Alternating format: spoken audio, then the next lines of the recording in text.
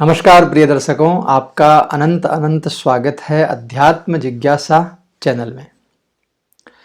आज हमारे पास बहुत सारे ऐसे प्रश्न थे जिन प्रश्नों का कंक्लूजन करके और हमने ये विचार किया कि आपको इस संबंध में एक वीडियो, एक जानकारी अवश्य देनी चाहिए। हमारे पास निरंतर ऐसे प्रश्न आते रहे हैं जिनमें प्रेम विवाह से संबंधित बहुत सारी बातें पूछी जाती हैं। तो ऐसी अवस्था में सभी दर्शकों को कमेंट करके बताना मुश्किल होता है। तो हमने ये विचार किया कि आपको प्रेम विवाह कब होगा, क्या व्यवस्थाएं कुंडली में बनेंगी, तब प्रेम विवाह के चांसेस बनते हैं।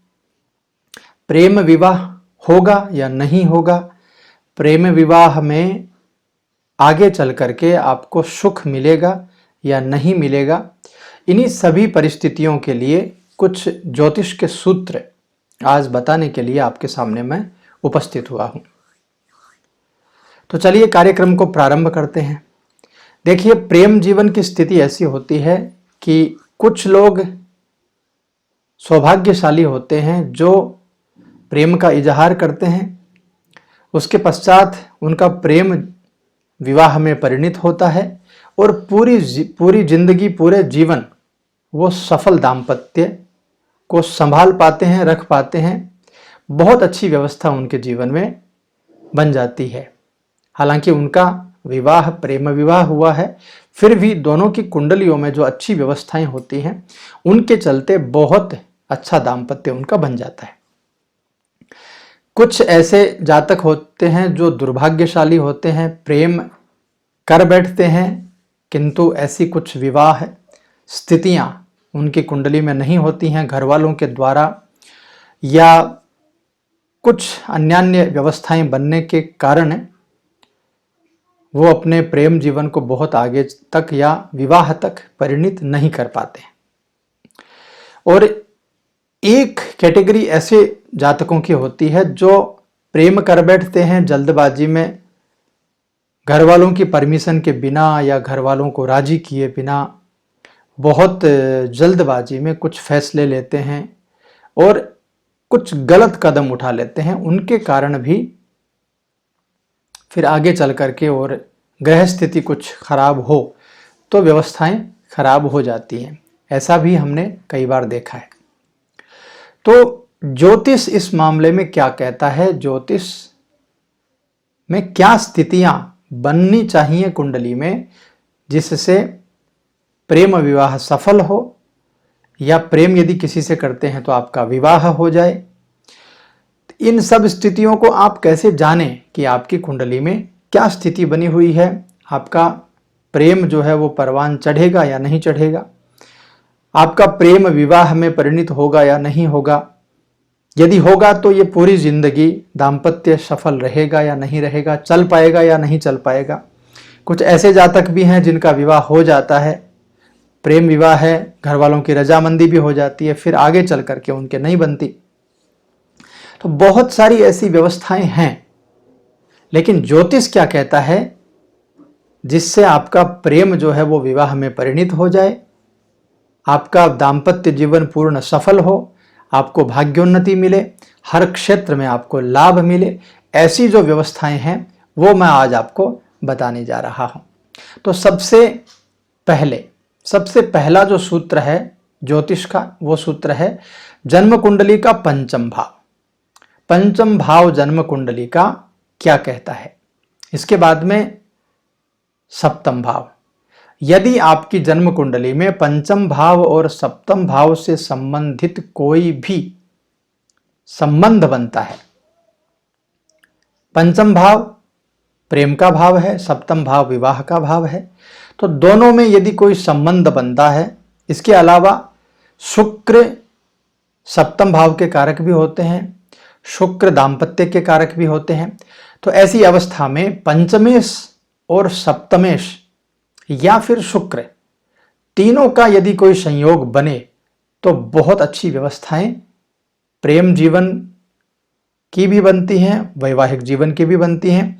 प्रेम को विवाह में परिणित भी ये ग्रह करवा देते हैं। या फिर यदि सप्तमेश आपके शुक्र हैं और पंचमेश आपका कोई और ग्रह है, तो सप्तमेश और पंचमेश शुक्र का सामंजस्य बहुत प्यारा आपकी कुंडली में होना चाहिए। ऐसी व्यवस्थाएं भी देखी जा सकती हैं। इसके अलावा सप्तम और पंचम में मैत्री हो, यानी सप्तम और पंचम के जो भावेश हैं उनमें मैत्री हो, तब भी कुछ अच्छी व्यवस्थाएं प्रेम की बन जाती हैं। इसके अलावा दूसरा सूत्र है कि प्रेमी और प्रेमिका दोनों की ही राशियां समसप्तक होनी चाहिए, यानी 1 से सप्तम में। जैसे एक के चंद्रमा लग्न में हो तो दूसरे के चंद्रमा सप्तम में होना चाहिए। तो समसप्तक योग यहां पर बनेगा। और जब दोनों की राशियां समसप्तक होंगी, यानी चंद्रमा 7 राशि दूर यदि आपका हो, जैसे प्रेमी की राशि यदि मेष है तो मेष, वृषभ, मिथुन, कर्क, सिंह, कन्या, तुला, प्रेमिका की राशि तुला होनी चाहिए। ऐसी यदि व्यवस्थाएं समसप्तक व्यवस्थाएं बनती हैं तो बहुत ही अच्छा दाम्पत्य जीवन माना जाता है ज्योतिष में। तीसरा सूत्र है कि दोनों के शुभ ग्रह समान भाव में बैठे हों। यदि लग्न में, पंचम में, नवम भाव में कोई शुभ ग्रह लड़के की कुंडली में भी हो और वही शुभ ग्रह लड़की के कुंडली में भी सेम भाव में बैठे हों, तब भी दाम्पत्य जीवन की स्थितियां बहुत शानदार बनती हैं। चौथा सूत्र है दोनों के लग्नेश और राशि स्वामी एक ही ग्रह बन जाए, यानी आपके लग्न का स्वामी यदि गुरु है तो दूसरे के राशि का स्वामी गुरु होना चाहिए, या फिर एक के राशि का स्वामी गुरु है तो दूसरे के लग्न का स्वामी गुरु होना चाहिए। ऐसी व्यवस्थाओं में भी, यानी राशि और लग्नेश आपके एक ही हों, तब भी बहुत अच्छी व्यवस्थाएं आपकी जन्म कुंडली में बनेंगी और उसके कारण आपका दाम्पत्य जीवन, प्रेम जीवन, वैवाहिक जीवन बहुत सफल रहेगा। इसके आगे का सूत्र है दोनों के लग्नेश और राशि स्वामी सप्तमेश से समान भाव से संबंध बनाते हो। आपका लग्नेश, आपका राशि स्वामी यदि सप्तमेश के साथ में बहुत अच्छी व्यवस्थाएं बनाते हो तो आपके रिश्ते में बहुत प्रगाढ़ता होती है, बहुत प्रेम बनता है।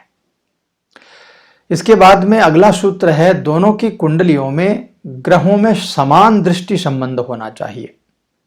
जैसे एक के गुरु और चंद्र का दृष्टि संबंध हो तो दूसरे की कुंडली में भी गुरु और चंद्र का दृष्टि संबंध होना चाहिए।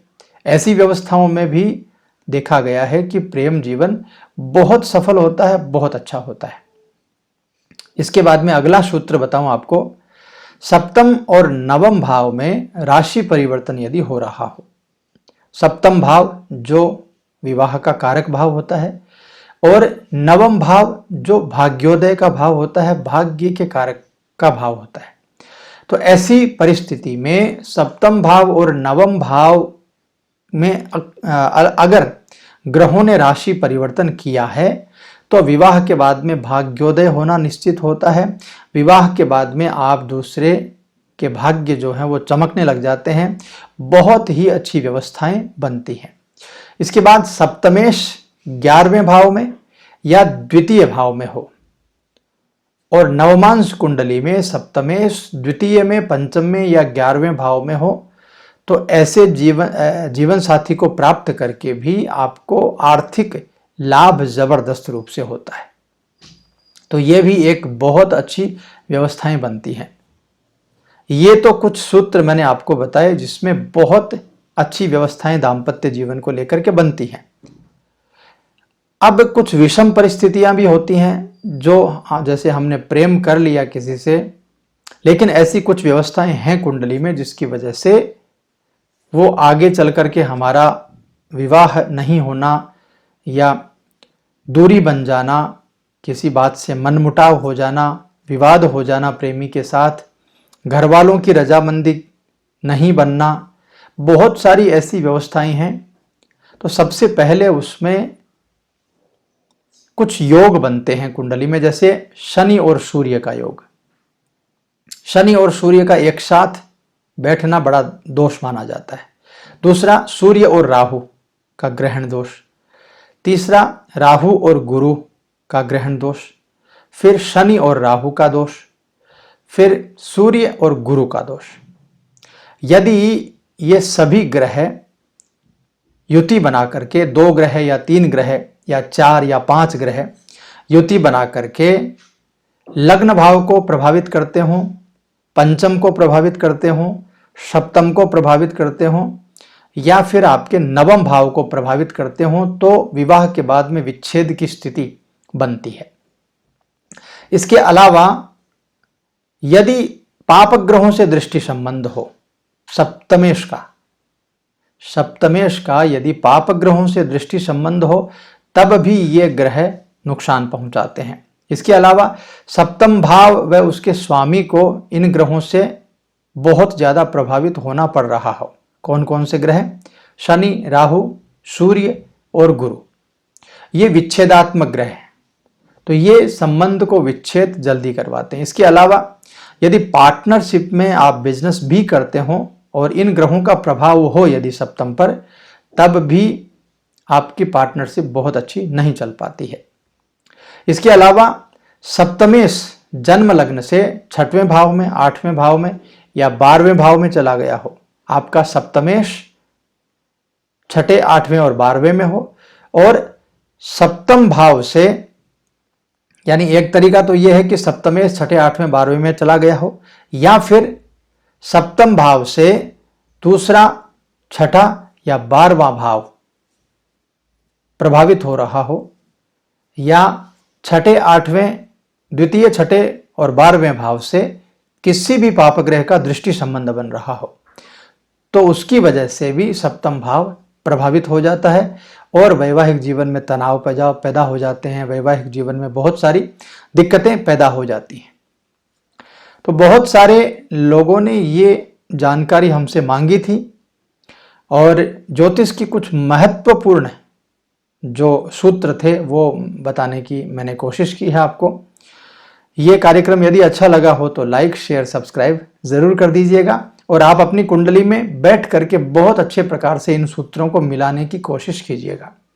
बहुत अच्छे प्रकार से आपको जानकारी प्राप्त होगी कि यदि मैं किसी से प्रेम करता हूं तो वो प्रेम आगे चल करके विवाह में परिणत हो पाएगा या नहीं हो पाएगा, यदि हो पाएगा तो कैसा चलेगा आगे। ये सब जानकारियां आपको इस वीडियो से मिल जाएंगी।